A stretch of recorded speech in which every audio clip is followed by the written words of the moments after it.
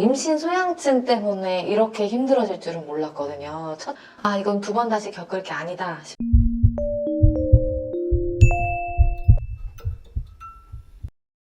안녕하세요. 랜선주치 양 원장. 오 원장입니다. 자, 오늘은 어떤 이야기를 해볼까요? 네, 지난번 영상에서는 임산부가 겪는 증상 중에서 입덧에 대해서 이야기를 해보았는데요. 그 영상을 보면서 내가 그때 그랬지, 아니 지금 그래 하시는 분들이 많았을 거라고 생각이 돼요. 오늘은 임산부가 겪는 증상 중에서 힘든 부분, 두 번째 이야기, 임신 소양증에 대해서 이야기를 해보려고 해요. 네, 임신 소양증으로 정말 많은 분들이 한의원에 내원해 주시는데 보통 임신 5, 6개월에 많은 분들이 증상을 호소하지만 말기에 나타나는 분들도 있고 심지어 출산 이후에 소양증이 나타나서 힘들어하시는 분들도 있죠. 네. 오 원장님도 임신 소양증으로 정말 힘드셨잖아요. 네, 보셨잖아요. 네.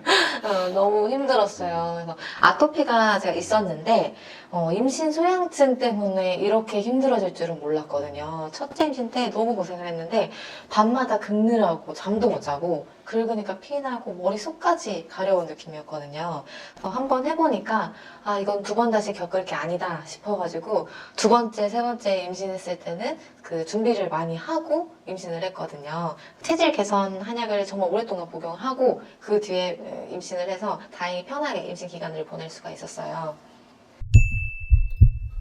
저도 이렇게 힘들어 봤어가지고 너무 힘들다는 거를 아는데 그럼 이 임신 소양증은 왜 발생하는 걸까요?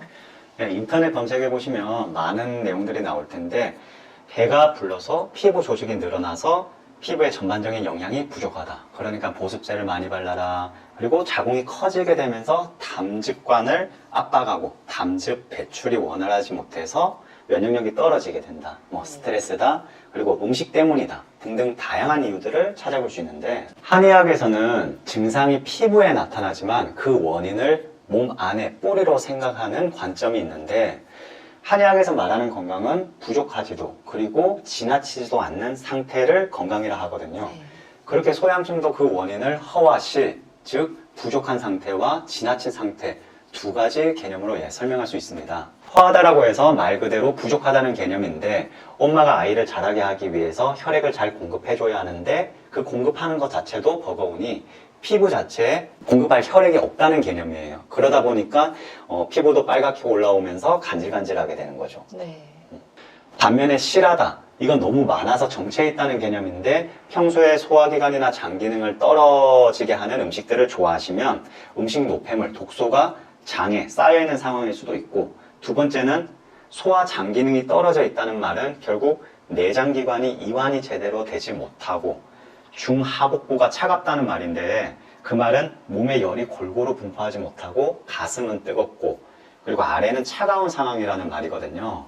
이런 상황에 마치 임신하면서 높아지는 체열이 자극을 하면서 몸속의 노폐물을 속에서 겉으로 올라오게 하는 것이 임신 소양증이라고 보는 거죠. 네.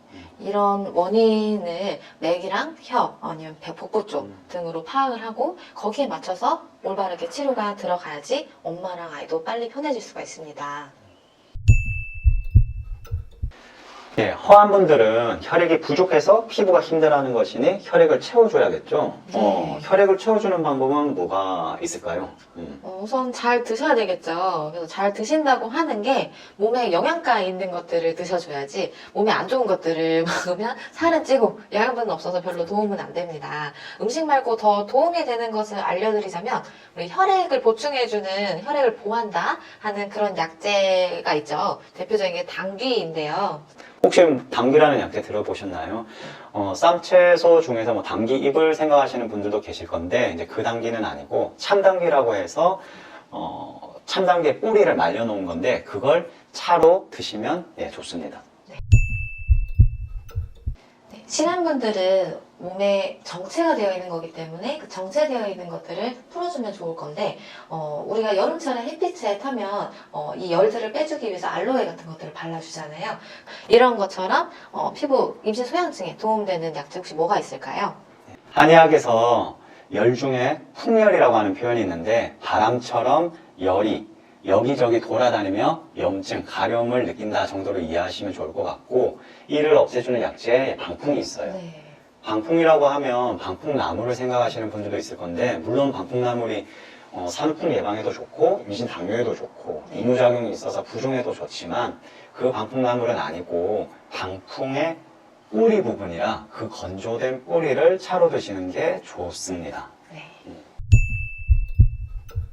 네, 그러면 먹는 거 말고 우리 뭐 바를 수 있는 거 이런 건 없을까요? 실제로 임산부분들이 입덧도 있으시면서 소양증도 있으신 분들 먹는 것도 너무 힘들잖아요. 그런 경우에는 어떻게 하는 게 좋을까요? 아까 잠시 언급했던 알로에도 피부에 열을 내려주는 효과가 있는데, 이 외에도 치자나 형계나 뭐 백선피 이런 것들도 생각할 수가 있죠. 네, 실제로 제가 첫 해 때 고생을 너무 했을 때 뿌렸던 피부 진정 리스트인데요. 여기도 보시면 방금 양 원장님이 말씀해 주셨던 백선피, 현계 이런 약재들이 들어가 있어요. 이 외의 약재들도 항균 작용, 피부 진정에 도움이 되는 약재들이 있는데요. 알로에보다 효과가 좋은데 이걸 실제로 만들어서 쓰기는 좀 힘드시죠? 네. 오 원장님 직접 사용을 하기도 했지만, 실제 한의원에 임신 소양증으로 내원하시는 분들한테 처방이 나가는 약재인데요. 아무래도 임신 중에는 함부로 약을 먹으면 안 된다, 발라도 안 된다, 그렇게 생각하시면서 무조건 참아야 한다 라고 생각하지 마시고, 임신 소양증이 이렇게 치료가 잘 되는 증상이니 적극적으로 치료를 받으셨으면 좋겠습니다. 네, 임신 소양증이 피부 증상이다 보니까 피부에만 도움이 되면 되는 거 아닌가? 라고 생각하실 수 있는데 왜 소화기에 대한 이야기가 나오지? 해서 의아하신 분들도 계셨을 거예요. 근데 소양증이라는 게 더 악화되지 않으려면 소화 기능을 튼튼하게 하는 건 역시 매우 중요해요. 네. 맵고 기름지고 자극적인 음식, 그리고 밀가루 음식, 생것들, 날것들, 익히지 않은 음식, 그런 채소라든지 회나 육회, 이런 음식들은 모두 소화기 장을 힘들게 하는 음식이니 피하시는 게 좋고, 담백한 음식이나 단백질도 식물성 단백질을 섭취하는 게 좋습니다.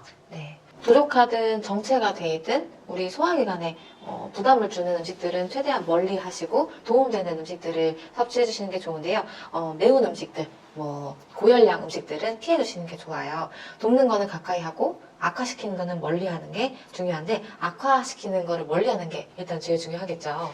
예, 좋지 않은 음식을 멀리해도 증상이 해결이 되지 않는다면 당귀, 방풍 이런 약재의 도움을 받아보시는 것도 좋고, 그래도 증상이 낫지 않는다면 가까운 한의원에 내원하셔서 도움을 적극적으로 받으시길 추천드립니다. 오늘 영상을 조금 정리하자면, 임신 소양증은 결국 태아에게 필요한 혈액을 공급하느라 엄마의 혈액이 부족해지면서 특히 피부 쪽의 혈액이 부족해지며 나타나는 증상이라는 건데요. 그리고 이 피부 증상이 소화 장 기능과도 깊은 관련이 있다는 점 꼭 기억해 주셨으면 좋겠습니다. 네.